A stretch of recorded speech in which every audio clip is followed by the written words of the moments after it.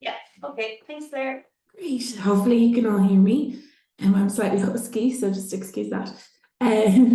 So yeah, I just wanted to talk to you a little bit about telling stories and bringing your work to life. Obviously, it's very relevant to the EU story competition, but the idea is that if you invest a little bit in your stories, you can use them across everything from your grant applications, your annual reports, and your social media as well, and any press outreach you do. So it's it's absolutely worth doing and worth spending a little bit of time on. So I will start by telling you a story, just because that's my whole shtick. So this is Paul. Paul is a driver. He brings sick children to their appointments. So on a given day, he might drive to Cork or Donegal and bring a child and their parent up to Dublin for maybe chemotherapy or tests or surgery. He knows which of his kids love Paw Patrol, which ones love Frozen. He knows who likes the lights down or who likes to have different colours in the van. And he was so integral in one of the children's journeys that they brought him into Crumlin to ring the bell with her on the day that she found out she was cancer free.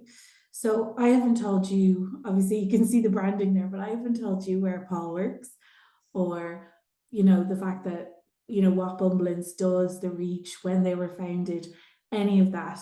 I've just told you Paul's story and you're already hopefully interested. You want to learn more and you think, oh wow, he's a great guy and I'll remember Bumbleins.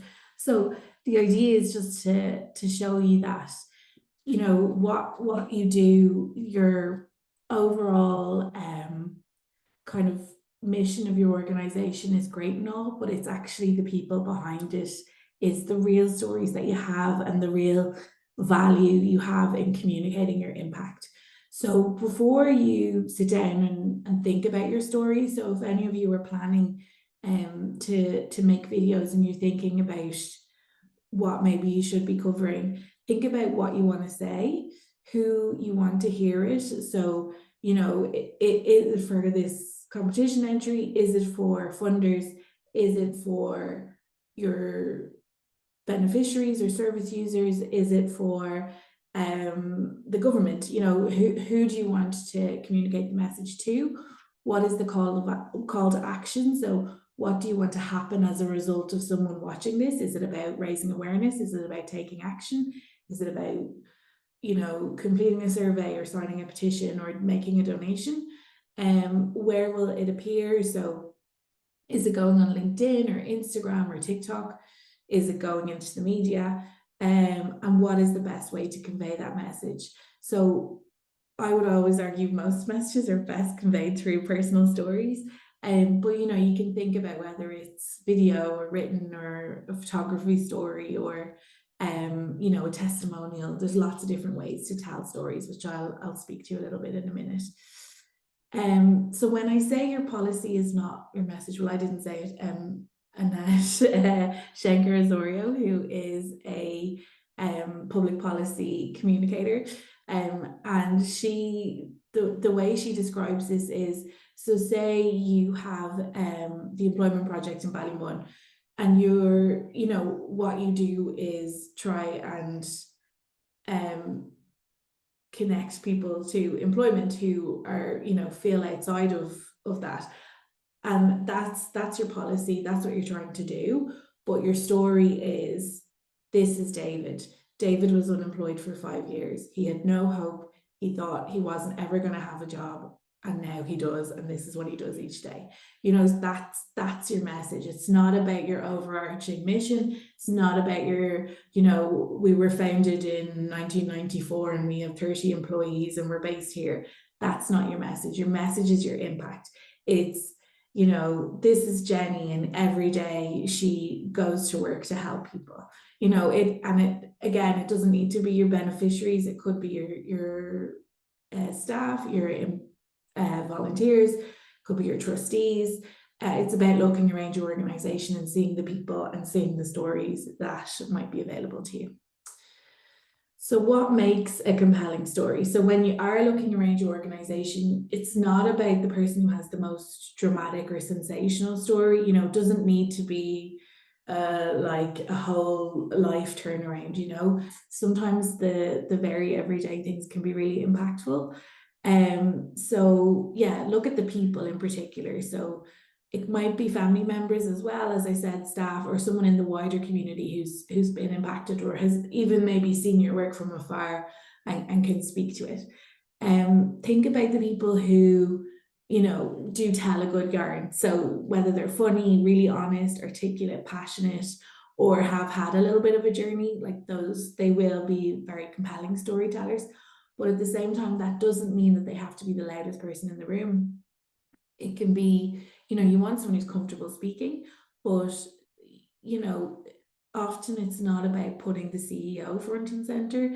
It could be about putting the person who works on reception who's actually talking to people as they come in the door. You know, thinking about kind of alternative ways to tell your story that's not necessarily the head of the organization just reeling off your services. You know, it's someone who actually has a very tangible experience of it. So I won't play this now because it'll take up too much time, but I'll send it out. But it's just to show you an example of a style of storytelling where you don't actually have to talk too much about what the organization does, but it really conveys the impact. So I'll make sure the guys have that to send out to you. When it comes to how to tell your story, so the easiest way to do it with, you know, almost no resources is to do interviews. So these can be recorded as audio or on video. My kind of top tips for it, once you've kind of identified who the storytellers are in your organization, allow plenty of time for interviewing. Sometimes like it can be done and dusted in 5 minutes, but other times it takes people to warm up. So try not to rush it too much.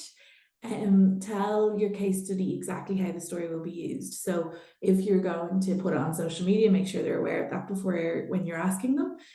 If you want to take their picture alongside it, it'll be on video, just so that they're aware and they're not surprised when they come in and you stick a microphone in their face. If the subject matter that you're working on is difficult, make sure you check in with them regularly. You know, we're not here to mine people for trauma. You know, we want to show stories of impact. Obviously, a lot of us might work in, you know, with people who've gone through difficulties or may have vulnerabilities. So it is about, you know, your duty of care there and checking in regularly. It used to be a feature of charity storytelling that people would kind of use people for their stories, you know, and we've definitely evolved from that, and it's very important to just keep checking in on that and making sure you're not taking advantage of anyone. Have a lot more questions prepared than you think you'll need. Sometimes people need to be asked the same question 3 different ways to actually before they start going, and then other people, you'll ask them one question and they'll talk for 20 minutes. So it just depends. It's better to have a lot more than you need. You don't want to run out and then be like, oh, I didn't actually get what I needed. And tell them their story is important. A lot of people think, like almost everyone I interview through my work says, oh, I have nothing to say, or my story isn't important. And everybody's story is important.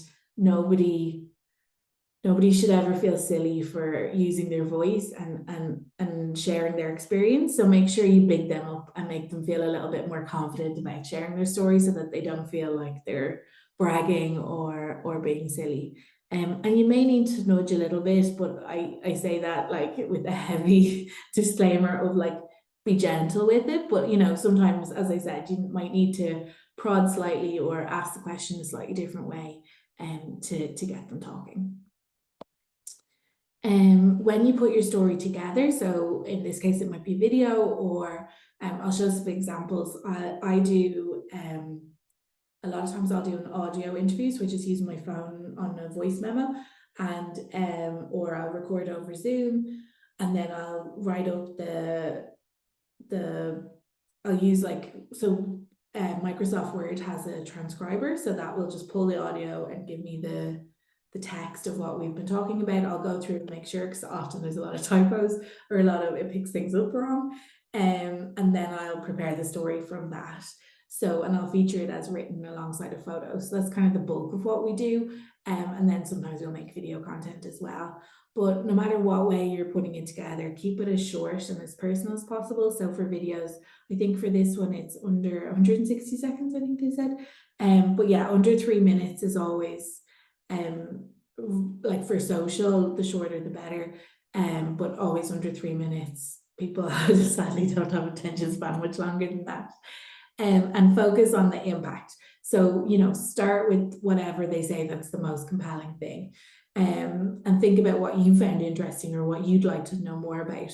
You know, we're all consumers of stories in different ways.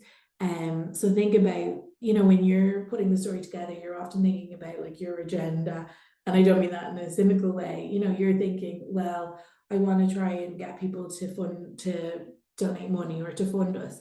But think about as a consumer, like what's the thing that you'd be like, oh, I want to know more, and phrase it that way and start with that.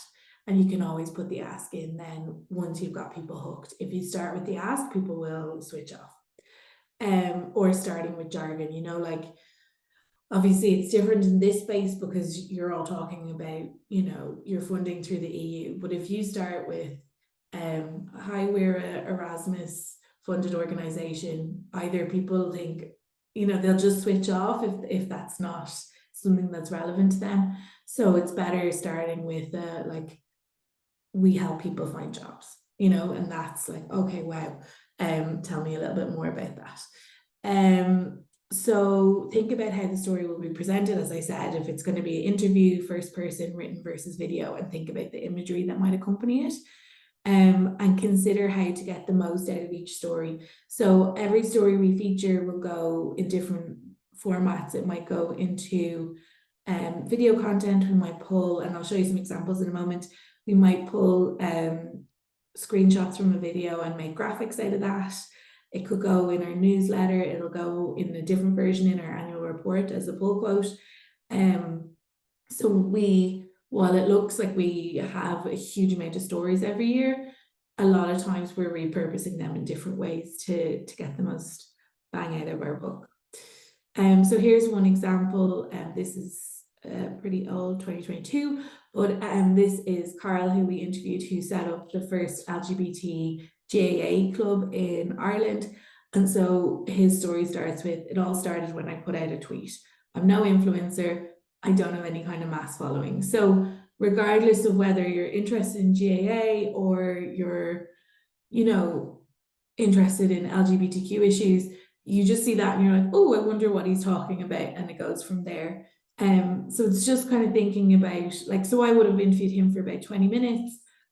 He would have started with, oh, we founded this and this is what we do and how many members we have and all of that. But you strip back all of that, you can use that later and then just start with what's the most compelling thing. This is Connor. So this is showing an example of when you pull a quote. So again, this would have been a much longer interview, and then you pull a quote from it, and then you can use that in your annual report or on your website or things like that. Again, this was a video that we've done, and this man Martin was speaking about how he works with young travelers. So again, you pull a quote and you can use that elsewhere, and then the video itself goes all over our social media. So yeah, this one is probably less relevant to this audience, but it's just when you're thinking, when you have these stories, to think about how you can use them elsewhere. So again, you might, when you make these videos, you might think, oh, we could send this to a local newspaper, or, you know, maybe there's a radio segment in this. So again, just thinking about how to make your stories go broader. And a lot of times getting that press coverage, it's not necessarily about who hears it on the day. That can be a really like a really nice metric to have then when you're reporting to funders as well, that you were able to amplify your work beyond just your followers on social media or your direct supporters. Telling stories through statistics. So again, like this is, I will always push for storytelling, more so like human stories. But often a lot of our organizations do have really interesting statistics, and there are ways of putting them out. So we do things like we have a newsletter called the Good News Gazette, and we have numbers. We highlight 3 different like numbers from our sector each month. So it might be things like, say for Laura Lynn, we've how many inches of hair were donated through their I can't remember what it's called, like it's Rapunzel project or something like that they have, where people who get their hair cut donate the hair for, they raise money and donate the hair for wigs. Could be how many cups of tea you served. It could be, or it could be more substantial, you know, something about like how many calls you took on your helpline, how, you know, a piece of research that you've done. But these can make really, these can kind of enhance the story. They can go around it and kind of put an individual story into broader context. So it's a good idea to look around your organization and see what numbers you have and how you might be able to present them. Use every relevant platform. So again, this isn't about being everywhere. It's about thinking about your audience and where they are, where they hang out on the internet or offline either. So, you know, maybe it's your local community bulletin boards or a local Facebook group. Or it could be that, you know, you're trying to reach a youth audience, so you're on TikTok or Snapchat. It's just making sure that you are where your audience is, and you're not over, like, you know, if you're a youth organization, you probably don't need a Facebook page. So, you know, that you're not wasting time on platforms where your audience isn't. And also ensure that your platforms are as representative of your community as possible. And by that, I mean not being tokenistic, but really telling the stories of everyone that you work with, like the whole gamut of your community, and really so that you're not just kind of always putting the same kinds of stories forward. And for visual elements, and sorry, I'm flying through all this, and we do have longer sessions, which I'll tell you about at the end. And to create a house style, so that when people are scrolling, so Hygiene Hub is a very good example. It's a small, completely volunteer organization. I think now they've 1 staff member, but they have branding, and they have templates really good. So you can see here in the bottom one in the corner, they've really strong templates, so that when they put out their comms, you know automatically when you're scrolling, oh, that's theirs, and you might stop. So it's about just building up that recognition for your organization as well. Investing in great imagery. So again, this doesn't need to be about spending a lot of money. Same with video content. Like we have really highly produced videos that we get funding for that cost a lot of money, and then we get ones I do on my phone, and often there's not a huge difference in the reach. You know, like it depends on what it's for, absolutely. And if we want to run an advertising campaign on YouTube, we'll do a higher quality video. But if it's you know, just kind of capturing your impact, often a phone video can be even better for doing that. Using non-stock images is important, and again, I know that can be really difficult when you're working with vulnerable communities, but if there are ways, like think creatively around ways of featuring people, whether it's your team or it's not using faces, but just to have real imagery and makes such a difference. Again, just try and think of what might be eye-catching and bright. You know, if you're taking photos at a conference, ask the people to step outside. You know, outdoor natural light makes such a difference. And again, like, use your phone. Our phones are better than a lot of cameras were 5 or 10 years ago. I will always say clean the back of your lens. The biggest issue with a lot of people's photos is that the lens was dirty. So just always give that a bit of a clean before you take it. And then look to free apps. So things like Canva, CapCut, iMovie, Color Story. You can really enhance very basic phone photos and videos with those tools. Having a clear call to action, and again, sorry, I'm flying through this so fast, but you know, think about what you want from your storytelling. And so if you want donations, make it really clear how people can donate, make it so accessible. People want to help, but they need the information to be crystal clear. Everybody is, you know, we're all competing for people's attention all the time. Everyone's getting so many requests. So it's just about making it crystal clear and as absolutely easy as possible for people, whether it's donations, awareness, you're looking for volunteers, you know, just make it as simple as possible. And again, I'll send out these slides so you can spend some time with them. This is another video example that you can see, but essentially this is a video where we featured 5 people's different stories. And I just wanted to show an example of how we broke it up. So we had the 5 stories that went out as one kind of hero video. And then we broke that up into individual stories. So I'll do a quick example so you can see it here. So we told them as individual stories that we could put out. So from that, then you're getting 1 piece of hero content, 5 individual pieces of content from the individual stories. And then from that as well, we made 30-second and 15-second edits that can go out in different ways. And then we would have made graphics like this. So it's just to say, you know, you might think, oh, there's no point in making a video for this one competition and maybe we won't win and then we would have wasted our time. But it's never a waste of time to tell a story and make some content. It's about finding ways that, okay, we'll make it for this competition, but there'll be loads of different ways we can use it across our social media, our reporting, our funding asks, throughout the year as well. So yeah, that's me. Any questions?